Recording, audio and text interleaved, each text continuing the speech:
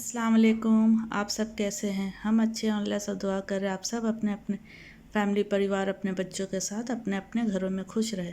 अगर आपको मेरा वीडियो पसंद आए तो इसे लाइक सब्सक्राइब और बेल आइकन प्रेस कर दीजिए और शेयर भी कर दीजिए अपने फैमिली फ्रेंड में, और कमेंट करके बताएं कि आपको ये वीडियो कैसा लगा। हम बनाने जा रहे बंदा गोभी का कोफ्ता, कैबेज का कोफ्ता जिसे बोलते हैं।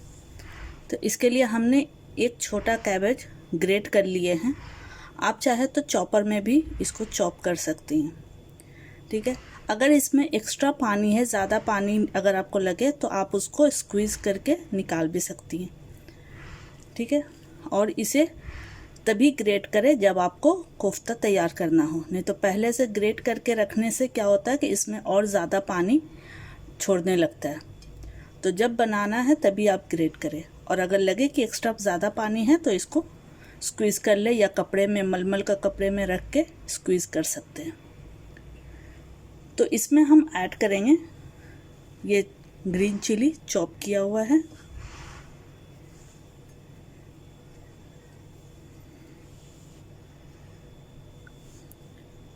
रेड चिली पाउडर बस ज़रा सा डालेंगे क्योंकि ग्रीन चिली ऑलरेडी हम डाल रहे हैं, तो ये बस टेस्ट के हिसाब से थोड़ा सा डालना है।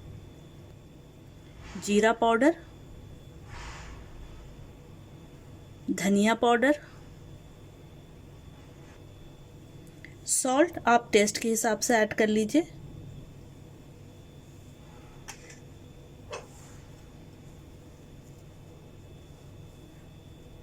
धनिया चॉप किया हुआ है,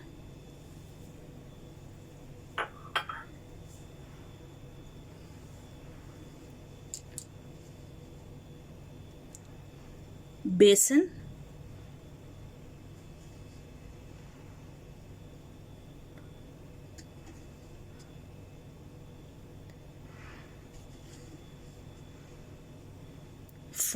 हम 4 टेबलस्पून बेसन इसमें हम ऐड कर रहे हैं। हल्दी, अब इसे अच्छे से मिक्स करना है।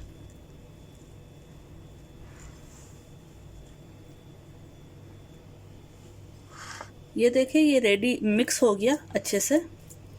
तो अब हम इसको गोल गोल कोफ्ता बना कर रखते हैं। आप अपने हिसाब से छोटा बड़ा जिस साइज़ का आपको चाहिए आप बना के साइड में रखिए।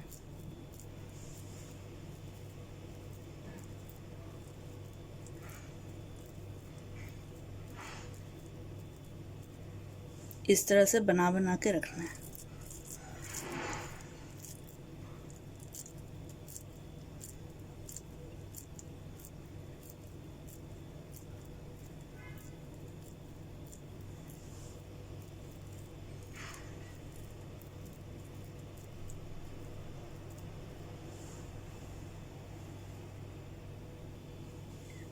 ये देखिए ये सारे कोफ्ते हमने रेडी कर लिए।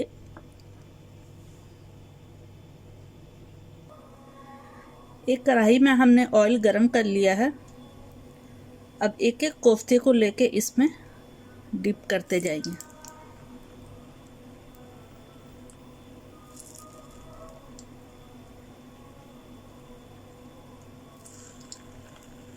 और इसे गोल्डन कलर आने तक इसको टर्न कर करके फ्राई करना है।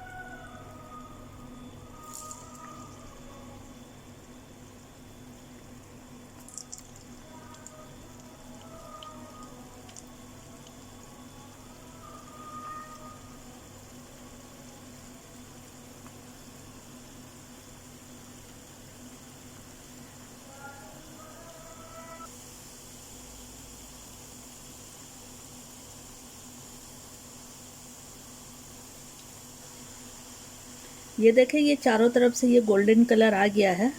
कलर बहुत अच्छा गोल्डन कलर है, इससे ज़्यादा डार्क नहीं करना है, नहीं तो फिर ये काला काला लगेगा। ठीक है, तो इसे अब हम निकाल लेते हैं।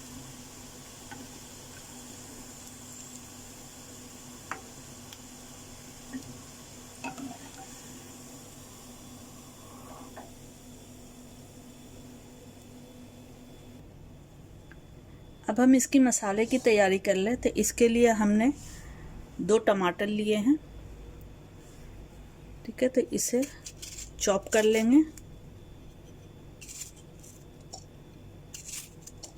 बस मोटे मोटे पीस काटना है।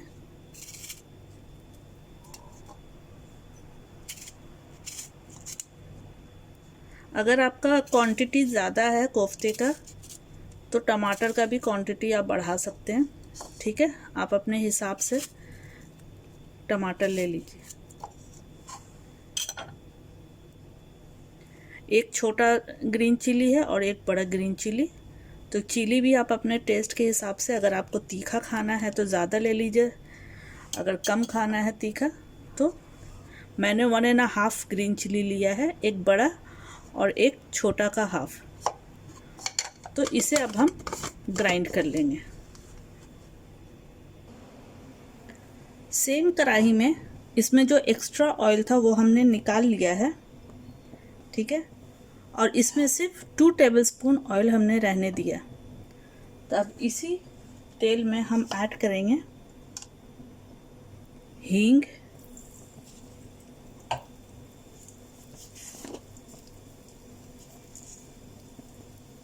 खड़ा जीरा जो सफ़ेद जीरा होता है 1/2 टीस्पून,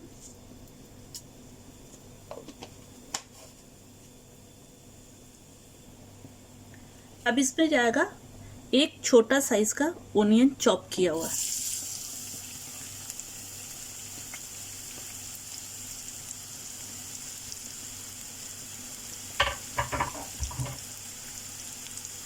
अब इसे सौते करना है, फ्राई करना है इसका गोल्डन कलर आने तक, ठीक है।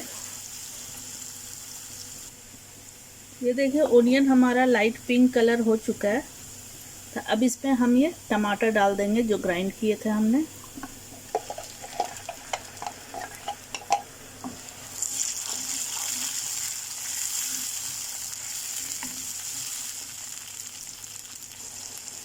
अब इसी जार में हम 1/2 कप पानी ऐड करके इसका जो मसाला है वो हम ऐड करेंगे।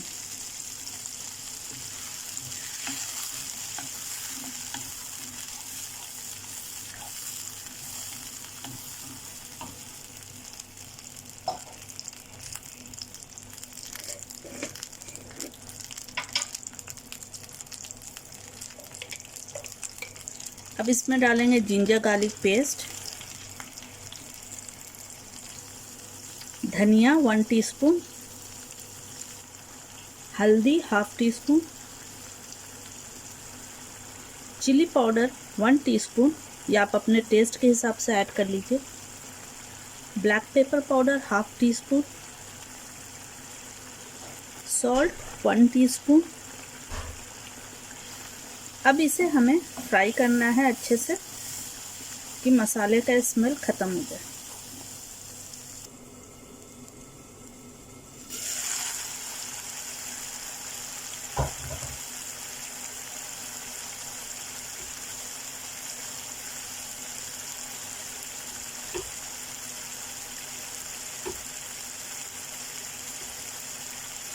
अब इसमें डालेंगे 1 टीस्पून कसूरी मेथी, इसे क्रश कर लेंगे हाथ पे अच्छे से और इसे ऐड कर देंगे।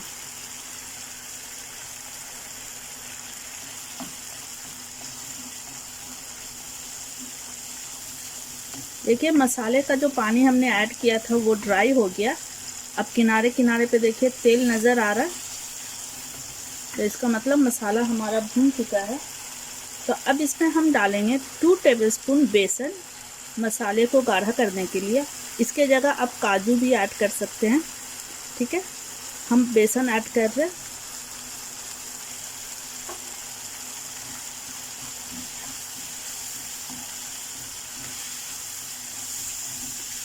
अब इसे चलाते हुए इसे भूनना है कि बेसन भी हमारा भून जाए अच्छे से।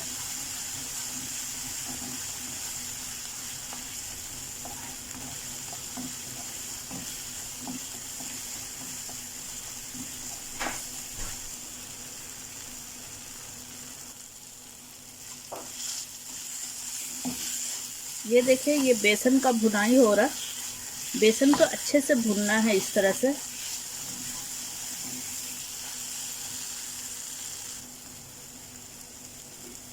बेसन अच्छे से भून चुका है, इसका सारा तेल देखिए पूरा नज़र आ रहा है। तो इसमें अब हम पानी ऐड करेंगे। हम 1 कप पानी ऐड कर रहे हैं। आप अपने हिसाब से पानी ऐड कीजिए कि आपको पतला ग्रेवी चाहिए या गाढ़ा ग्रेवी चाहिए, उस हिसाब से आप पानी ऐड कर लीजिए। अभी इस वक्त हम 1 कप डाल रहे हैं, क्योंकि इसमें बेसन भी डाला हुआ है, तो बेसन जो है पानी अब्जॉर्ब करता है। अगर ज़रूरत पड़ा तो फिर और बाद में ऐड करेंगे।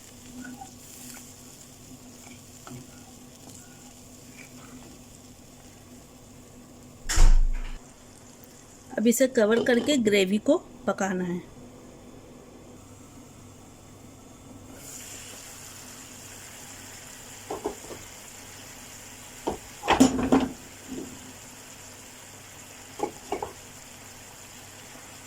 ये देखिए ग्रेवी हमारा पक चुका है, ठीक है। अब इसमें हम ऐड करेंगे हरा धनिया, ऐड कर देंगे चॉप किया हुआ।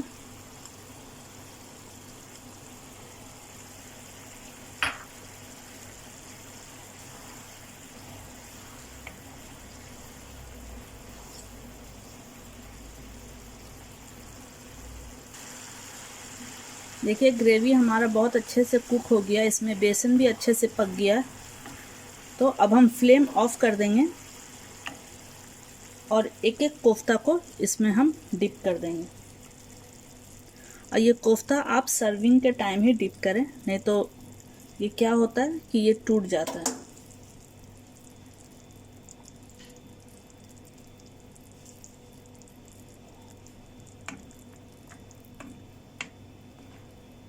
तो अब हम इसको डिश आउट करते हैं।